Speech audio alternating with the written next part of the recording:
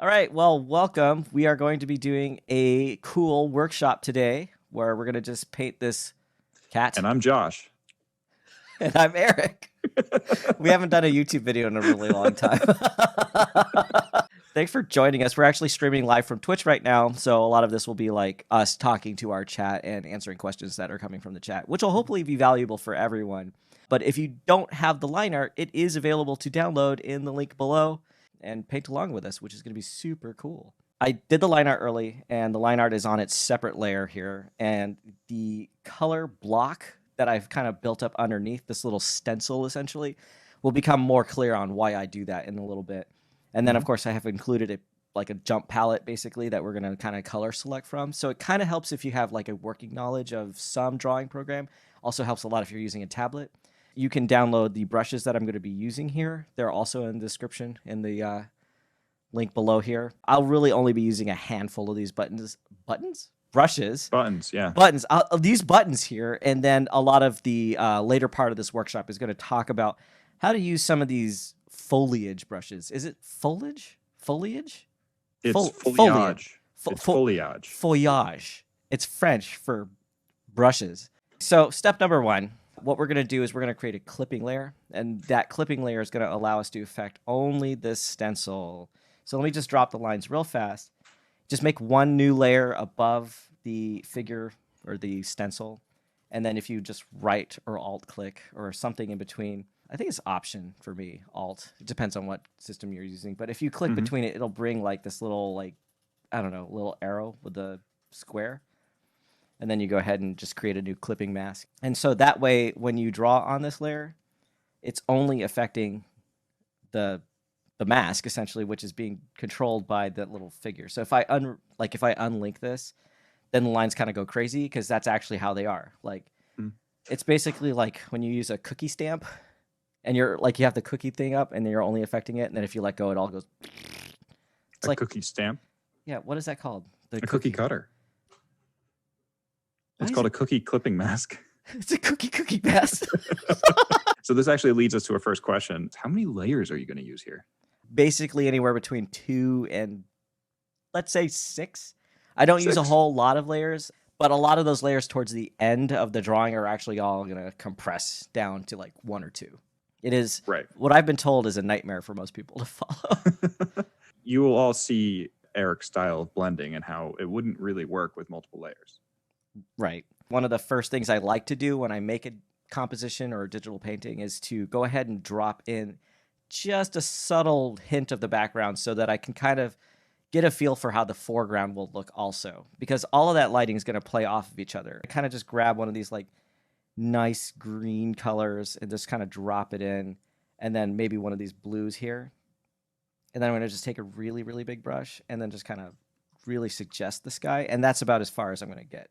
And this is just, like I said, so I can kind of get an idea of what the overall feeling of the whole composition will be holistically, rather than just trying to paint one thing and then the next thing, and then the one looking like a sticker on top of a background. You remember those like sticker books where you could like... No, you don't? Like you'd you'd buy this book and it'd be like full of backgrounds, and you can take the stickers and then put them on the page. You're not supposed to put stickers in those. That's just a book, man. They're coming to arrest you. I don't know if you heard the cops just now. Okay, so now we're going to go back up to this layer. That's what we're calling our color layer. Is there any particular reason you chose those colors? These colors or the second strip? For your background, for anything that you've got on your palette there. That's a good question because I'm going to be painting a forest background. So for me, I want it to be very heavy on the blues and greens. So if you want your cat to be in another scenario, go ahead and pick some colors that might look good for maybe it's sitting inside or maybe it's on a beach. But for me, it's going to be in a forest. So that's why I picked those colors. I want to draw a Tuxedo Cat because that's like my favorite kind of cat. So I'm already picking sort of like this dark gray. And this is going to be a bit of a challenge for me because the things that I hate painting for color, like a figure, is like black characters and white characters, because like there's not a lot of like color. I can't hide behind my like color palette essentially. So like characters that have like black fur or white fur are generally harder for me to work with. And I think the hardest for me are actually for me to work with are the like white fur characters. So this might be not too bad. I'm gonna just go ahead and try to do like a warm black. So you've got down there a warm black. Is that a brown that's kind of behind that black? Yeah, it's not quite. So this Red. right here it's kind of like a. Actually, I have the palette wheel so kind of open. You can see that it hits more towards red because I want it to be a warmer gray than an actual true black. Because if I actually did like a true black, you wouldn't. It's just not going to have enough variation to make it feel like it has depth. And so But what that I would have be to. more accurate because it's black. Well, yeah, true. It's a Like, black cat. have It's you just ever black. seen photos of like black cats where you cannot see any part of their body and it's just like this void?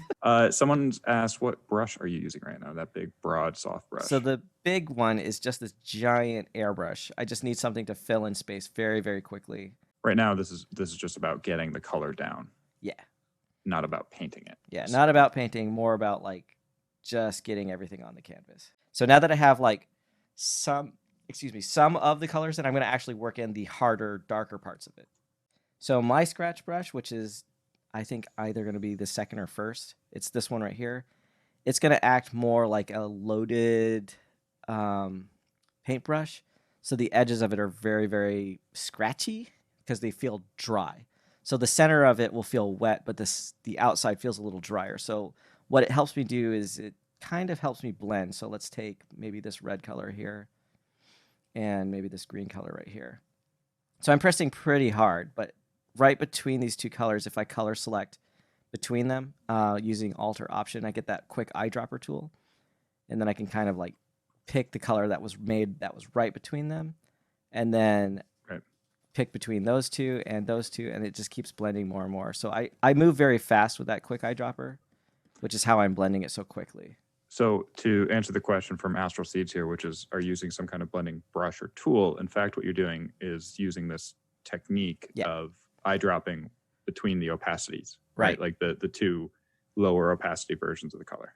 Pretend like the paint is very dry and you're doing like wet on dry, essentially. Mm-hmm. So when I'm color selecting, I'm basically pretending like I'm going back to the palette, mixing the color between what I'm seeing, and then going back and filling that in. So again, it's that wet on dry technique. One of the reasons that I really like the scratch brush early on in my paintings is because especially for fur, as you can see, this little section here kind of got like the ends are feathery. So I can pretend like the tail is actually, I'm going to actually turn this so it's a little easier. So you can see like it's creating this like feathered texture, almost like fur between the two areas. Now this is still the scratch brush? Mm-hmm. Like I haven't switched. You must be doing different things with the opacity there. Or the pressure. Thank you, Josh. Another one of those things I don't realize that I don't explain. So I am touching lighter. So my brushes are set to sensitivity. So the lighter I press, the lighter they are. If I press really light, they're thin and very translucent. But then as I push harder and harder, they get more and more opaque and thicker. You'll see that I'm like touching like the back, like this area here. Some backlighting? Yeah, this is backlighting. And what I'm going to do is I'm going to touch this green. And this is one of the reasons why I wanted to set that background color in. Because now I can color select from the background and have that splash into my figure. So I'm going to pick a little bit of this background color and actually just bring it up into the figure just really, really lightly on the pen pressure. And then kind of blend it in just a touch. Canoness remarks, you do that really early. Yes, I do. We were joking around earlier about when you don't do that, it kind of seems like a sticker that has its own lighting scenario, and then you put it onto a background that has its own lighting scenario. So the earlier you can kind of integrate those two things, the more likely it is that the figure will seem like it's appropriately sitting in the background. It looks like you're refining that color you laid down earlier and really starting to pull it into its final location. Yes. A little more. Like I noticed that some of the grays I'd set down in this palette are kind of cool. Okay. I switched it a little bit just in the warmer range. And why did you do that? I don't know. It wasn't sitting right with the warmer charcoal, I guess, that I had. And it looks like you're now adding lighter and brighter colors as well. Yes. Now I'm working up in that value scale. Like how I started really dark, now I'm kind of moving up in the scale. And value just refers to how light or how dark a color is. Color meaning hue, and then value meaning light and dark. I can't help but notice the way that you've shaded this cat's chin, it's actually added definition to its face, like the shape and form of the face. Oh, let me get rid of that then. Oh, so not intentional. Well, I feel like I can do it a little better. Like it kind of felt a little wonky. Hold on. Okay. I'm gonna put a little bit of shadow here. Like I'm gonna admit to you right now that this kind of like flatter muzzle on figures is harder for me to do shade with because there's less of this shadow interplay. So the shadows are gonna be so much more subtle than they are on something that has like a really long snout that projects like a very, very deep, very well-defined shadow. If you want to imagine like this in simple forms, the way I try to think about it is like three little circles. So like here's the nose, and then there's two big circles here, and then there's like a bean underneath it. Okay, so you can imagine like if my lighting is coming from this way, you know, that this side of it is going to get a lot more highlight than say this side of it, and the same for this side, you know. So as we kind of figure out what that lighting is going to look like, it's all dependent on these very simple forms. Of course, I'm exaggerating them a lot in this little diagram, but it's the same idea. Like when you're kind of following a face, you can imagine each of those being like a plane on a person's face. So like, how would you suggest practicing and noticing how light affects shapes like this? Just really thinking about it as like a simple shape. Like, so like, I don't know what Iron Man's face looked like this. It looks like that. Yeah. Okay. That's perfect. Like Iron Man's face is still humanoid because it has like eyes and nose. And it's kind of, you can recognize it as being a humanoid face. Why are you laughing? It's not Iron Man. It's no, it's like a bootleg. It's Metal Hero Friend. Okay. I don't want to get like copyright struck. So Metal Hero Friend's face. It's like really simple shapes, but it's like the idea. Like if you reduce a human face down to really simple forms, then it's much easier to shade. So like, of course, this is gonna be like really dark. This is a little lighter, and then like this one plane right here is gonna be a lot lighter, right? So yeah, it's work from more simplified forms and moving upwards will help you understand how light kind of goes across something really complex like a nose, which is like these little beans, but like they're smooth between each other. Night Owl Nicole asks, when did you start posting art on social media, and at what point did you deem yourself successful in terms of being able to make money out of freelance? Oof. Well, let me answer the second question first because that's a little easier. You are successful with freelance when you feel like you are. I think even your most successful freelancer is going to come across like dry spells where you don't have quite as many clients, and that's fine. I mean, that's the scary thing with freelance is that it's like this scary unknown territory where you're not really sure if you're going to make it there. So that's a very subjective answer. As far as social media is concerned, I think there's no proper time to start. The proper time is right now. I actually was very resistant to TikTok for some reason because I didn't understand it. And I was like, I'll figure it out and then I'll start posting on it. And that's kind of the bad attitude to have. The best way to do it is to start doing it because no one is really going to tell you what's right for any platform. Like what's right for them may not be right for you. I think you're doing yourself a disservice if you don't go and join all of them. I think the important thing, especially for beginner artists, find yourself a community that will help you grow. And sharing your work is a good thing. Getting critique is a good thing. Getting feedback is a good thing, as much as it may hurt sometimes. There was a site in like the early 2000s, I don't remember the name of it, where this guy had just put up these random tutorials of how to draw different things in comics. It was the basis of so much of what I learned and my style for a very long time because he had just put, this is just a guy that put that information out there.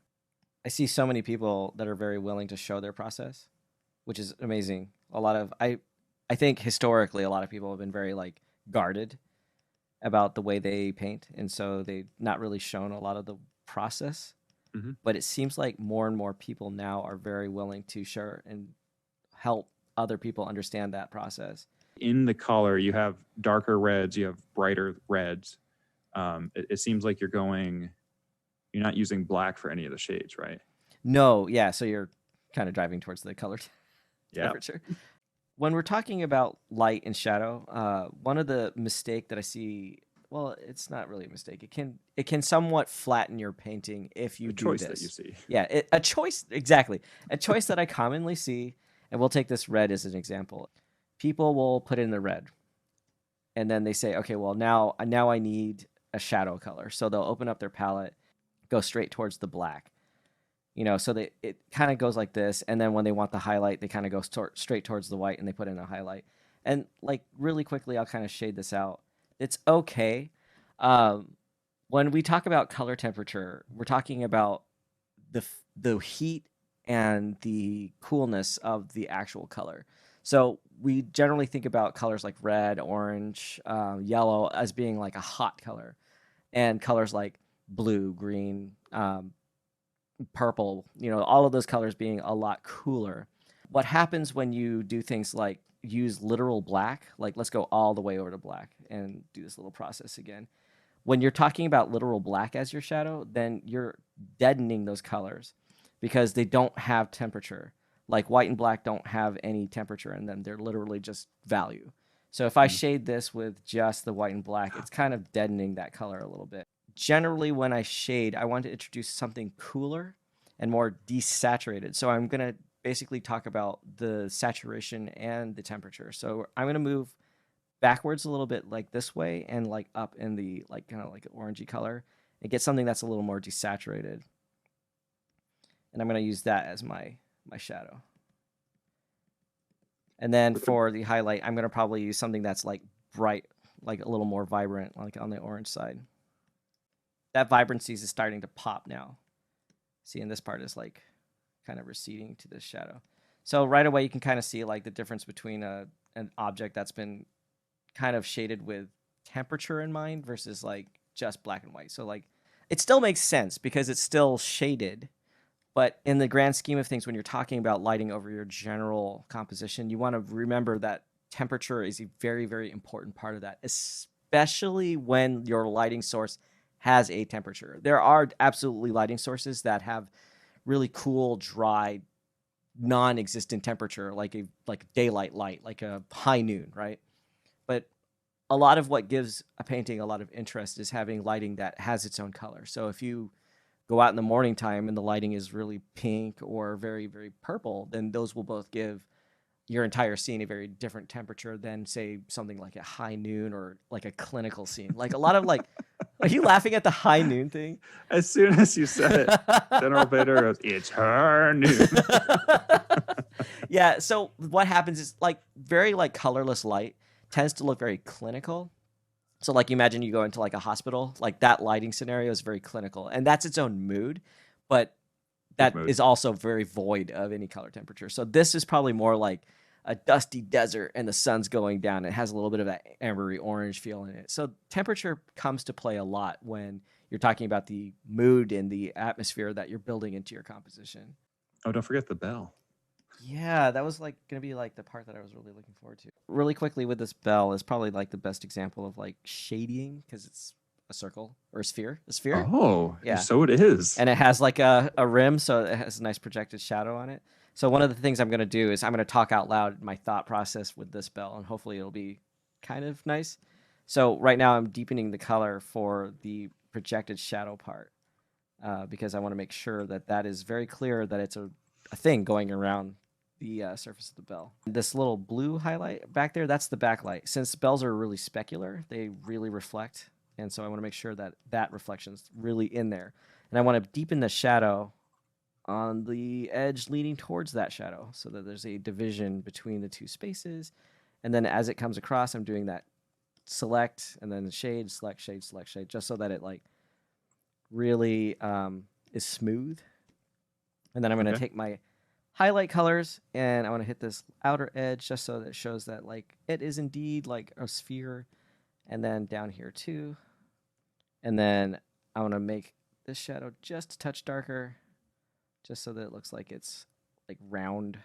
This little hole, like the best way to like suggest that it's actually like going inside instead of like looking like a sticker that's like a black stripe across there.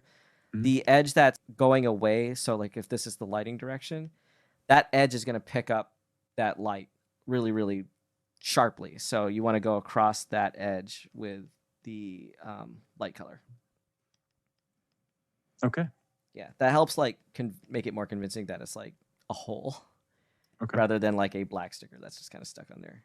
I just made a new layer. It's another adjustment layer or clipping mask rather. And we're going to use this one as kind of like a fun color experiment. So we're going to go to overlay. We're going to go back to our really big, like super soft, big airbrush. And so here we can kind of experiment with some of the lighting.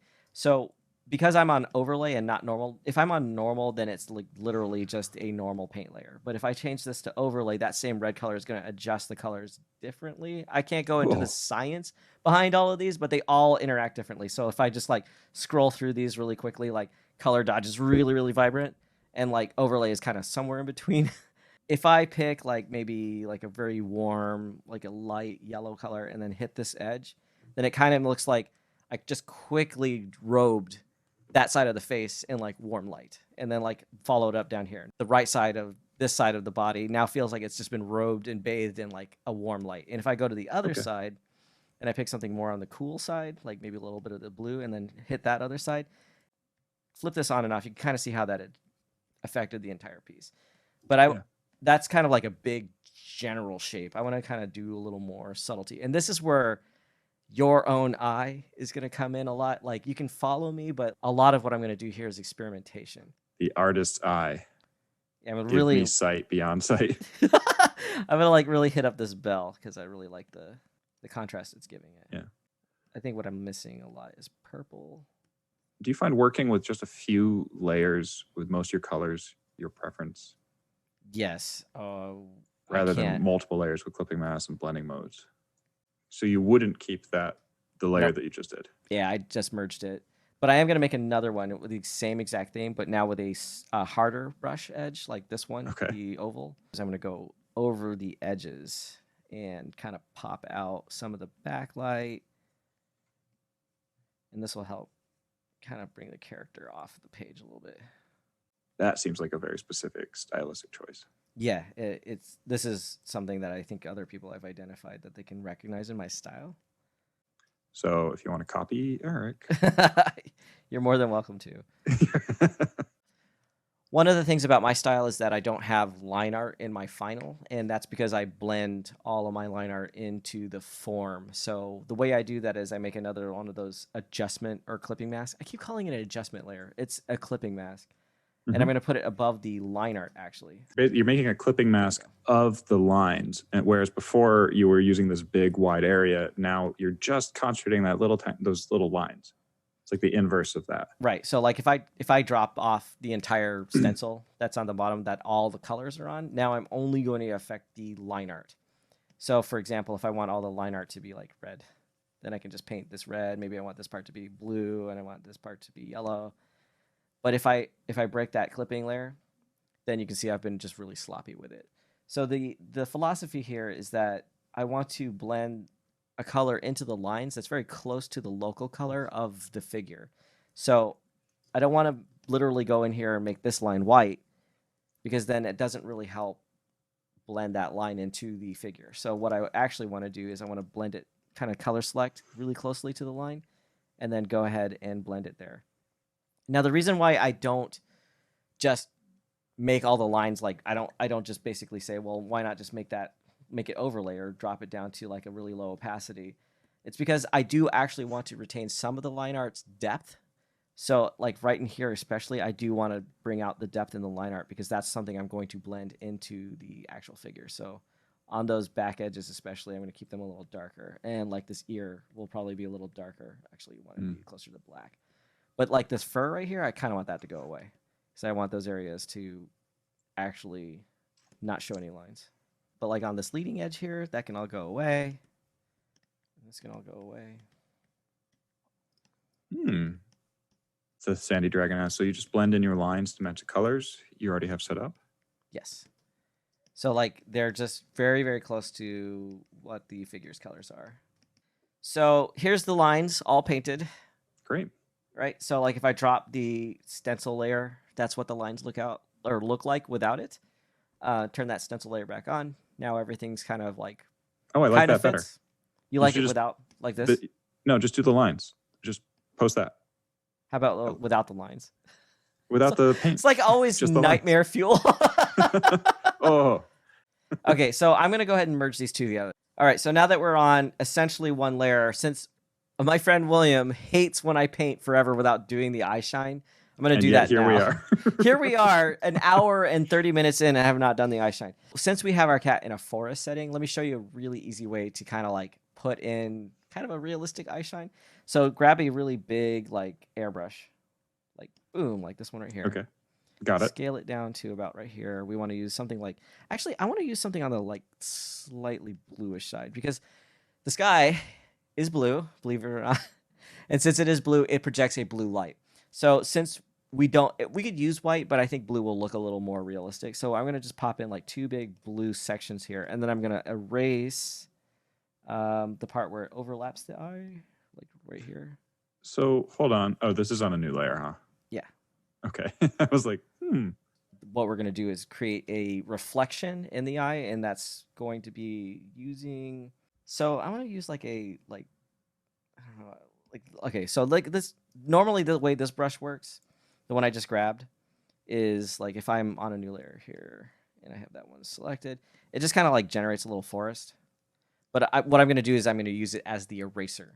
So as the eraser, it's going to basically cut out some of the eye shine. So I'm going to just erase out a little section of the eye shine on each of the eyes. Now that that is set in, what I'm going to do now is I'm going to just actually drop the opacity just a touch. So now like when you zoom out, it looks like there's a reflection happening. And then reflections tend to be harder on the section where it's facing the lighting.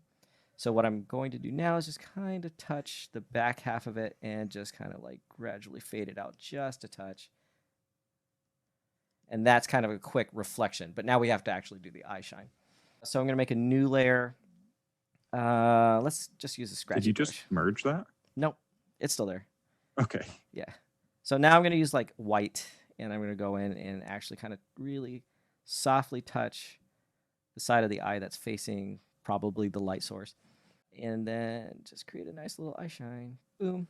And then on the opposite end of the eye, this side here, since it's a sphere and eyes are wet and really specular, like the bell, it's going to reflect any sort of backlighting. So we'll just grab the backlight color right here and then just kind of like touch the other side of the eye and put in a little bit of that backlight, and that'll make it look a little more reflective.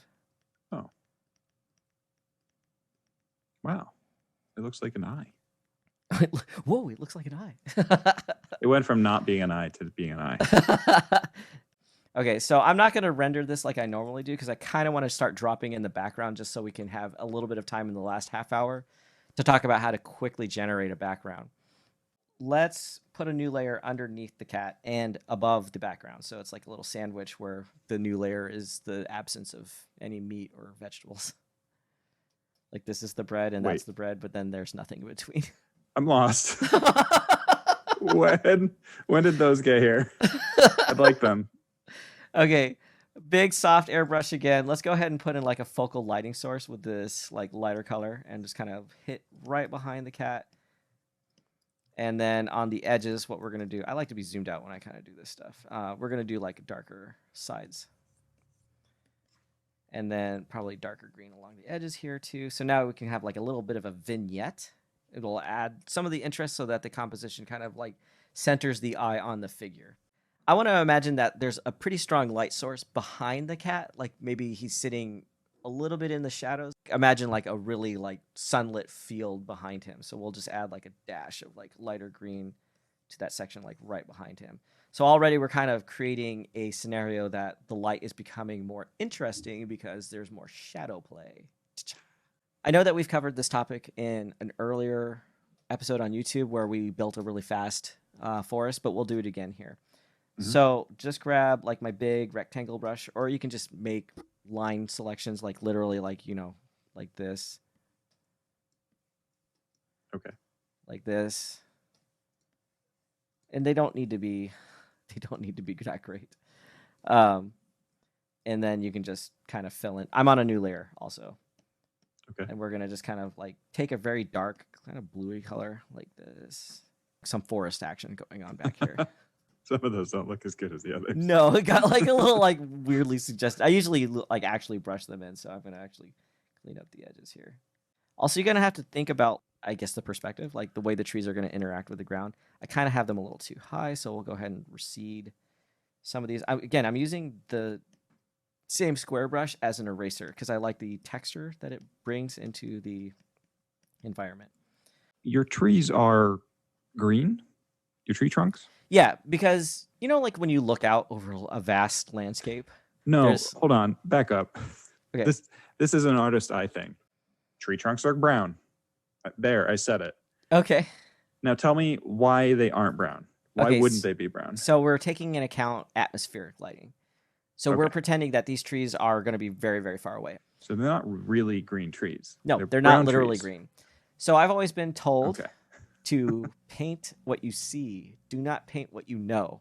So if you make them brown, they may not look right for the environment because you're trying to paint them because you literally know they're brown. So instead, really pay attention to the way light interacts with an environment. That atmospheric lighting is what we see when we're looking in depth. That haze is effectively changing the color, even though it's not changing the literal color of the object. It does make them seem like they have like a blue tint to it. So when you look at very distant forests, they look very lightly blue because they're kind of receding into the background. So that's what you're seeing, not literally what you know. I'm going to take like a darker color here. And what we're going to do is going to kind of lightly touch these trees with the big brush like that. With the dark color, and then we're going to go back over one more time with a lighter color. And what this is going to do is just add... I don't know what kind of tree this is. Is it like... Acacia. A birch?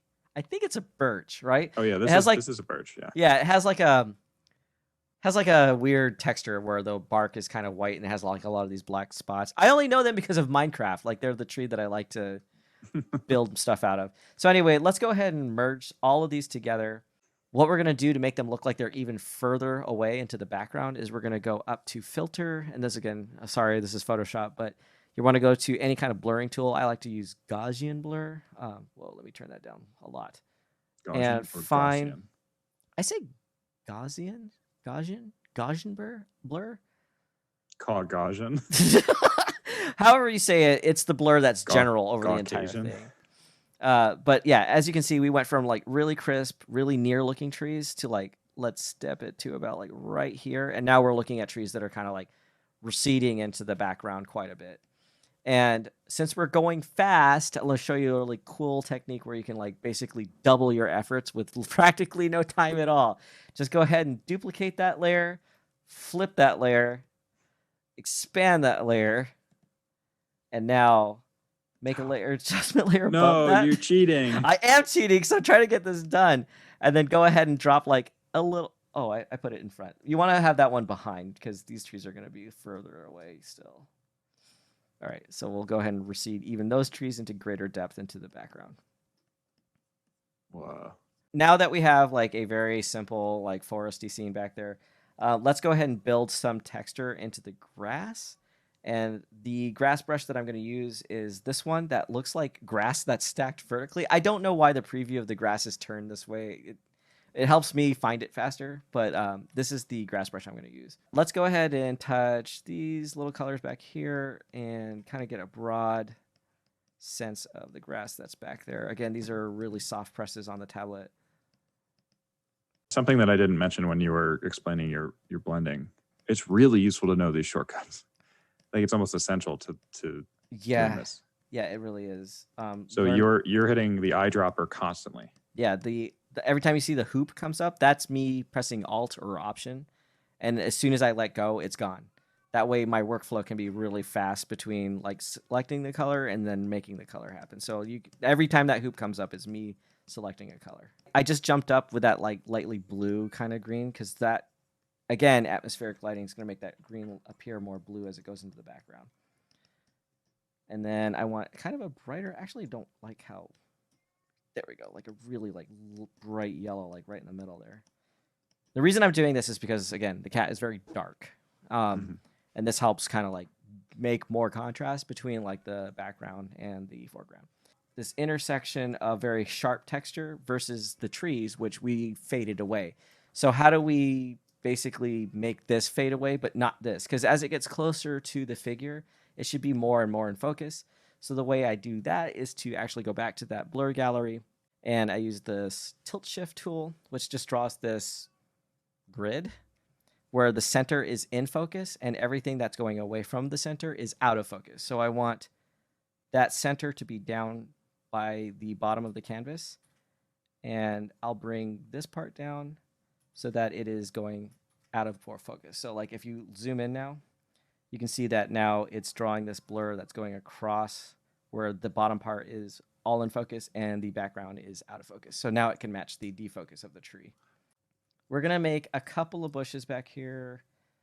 It's like driving. Like you're moving really fast and yeah, you're cheating at that. Like a cheetah would be like, ugh. But you can be good at a car. What?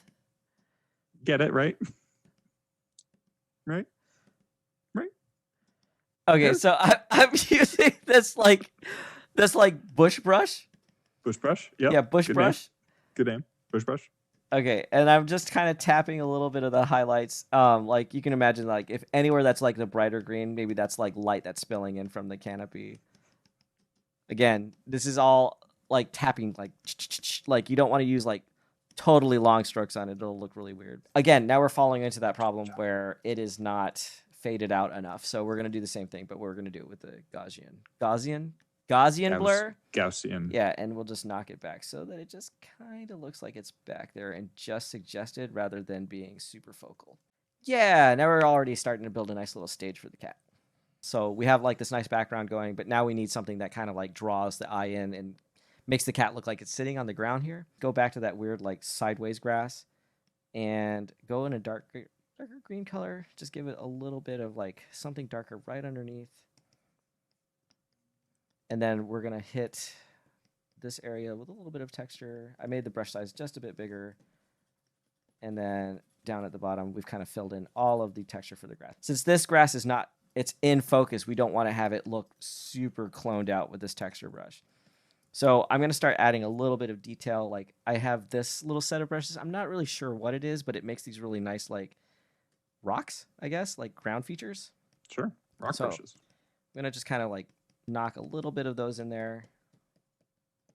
Just kind of like to break up some of the monotony in the brush that I just used.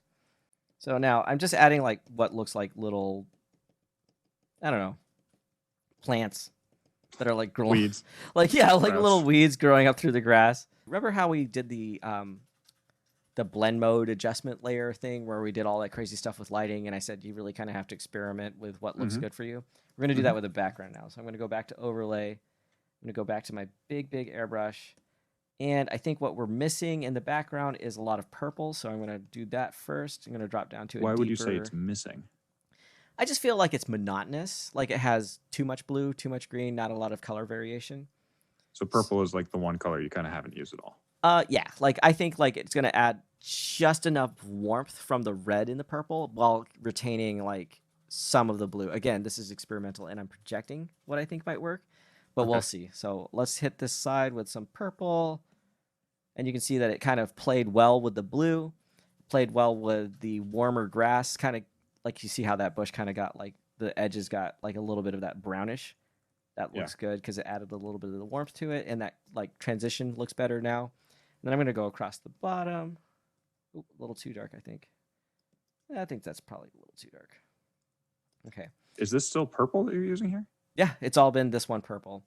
Now I'm going to use, I think, probably light. Let's go light red, pink, almost.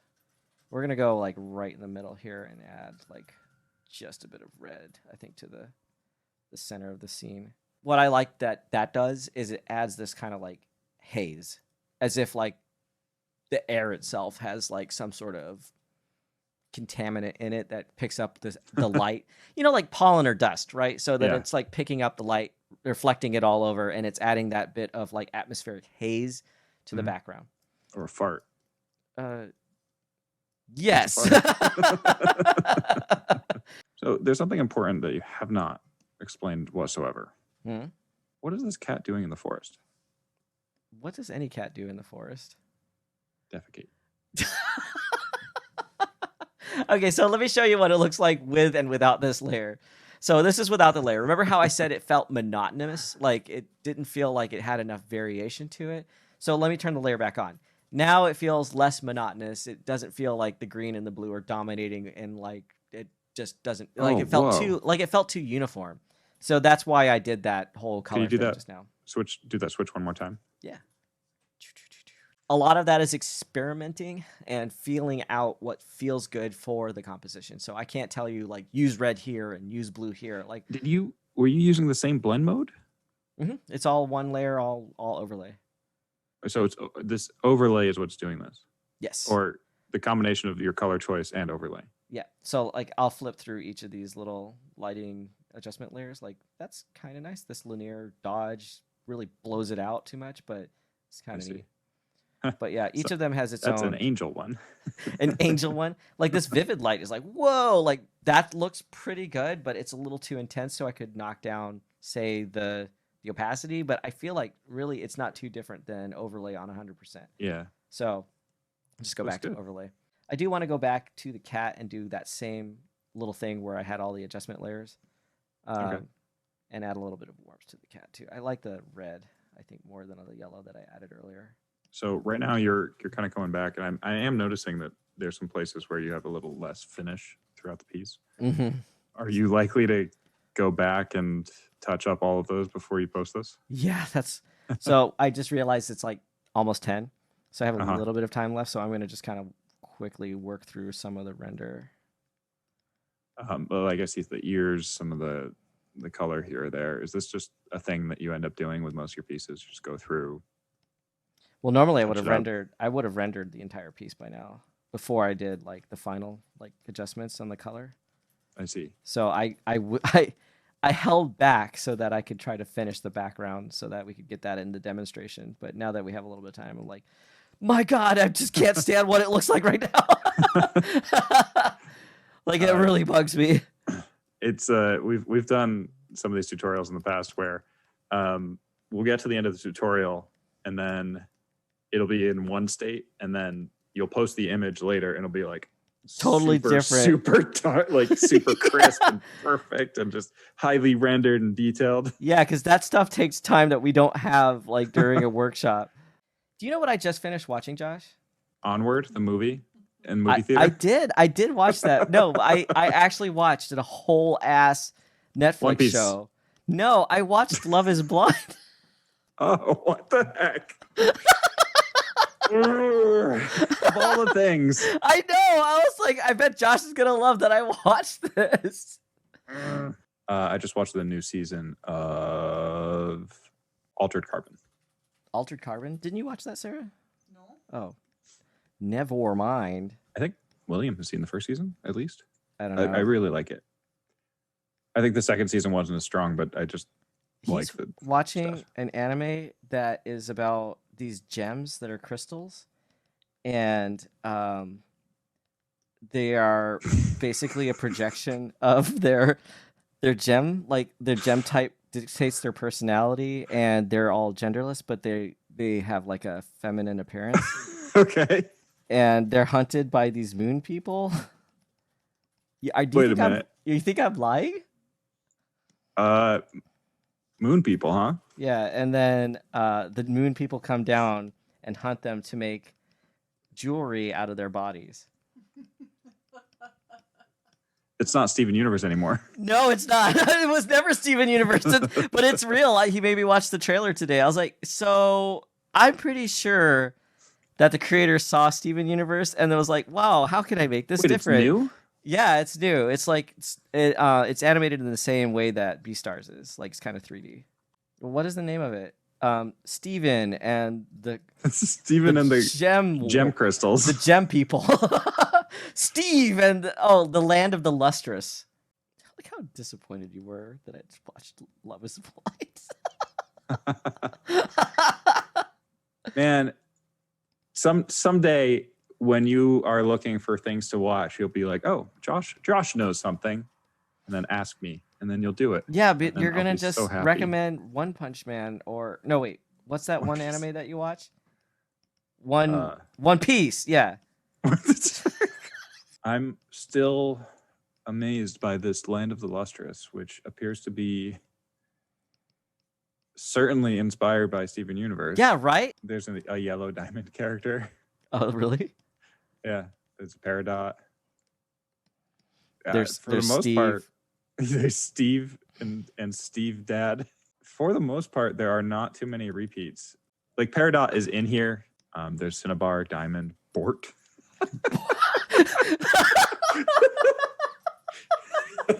Yes, okay, I'm gonna watch this. You know what tomorrow is? Mario Day? Mario Day. Yeah, because it's what is it, like the idea Because is it's that the day he was born. it's March 10. Mario. Marchio. You know, My favorite Nintendo character. Marchio. I'm gonna post our Mario. This is a Discord emote, so you won't be able to see it unless you're in our Discord. You can go to your screen share, like your star wipe that you were doing earlier. Oh yeah. Whoa. Now just zoom in. It's right here. See? As a final workshop note here, how do you feel about where you are with this drawing so far? Oh, it's getting better. I feel like I'm gonna probably do a couple more things in it in the background, especially. But I think it's pretty much there. But we should probably wrap it up because it's getting pretty late. Do you want me to try the old outro off the cuff? And that's another episode of Backseat Drawing. Thanks for joining us. Blah blah blah. I could just use that. So thanks for joining us for this workshop. If you like this, go check out the rest of our channel. There's a workshop playlist, and look forward to more coming out in the near future. So smash that like. Smash that like. And Do people still say that? Smash that like and sub and bell.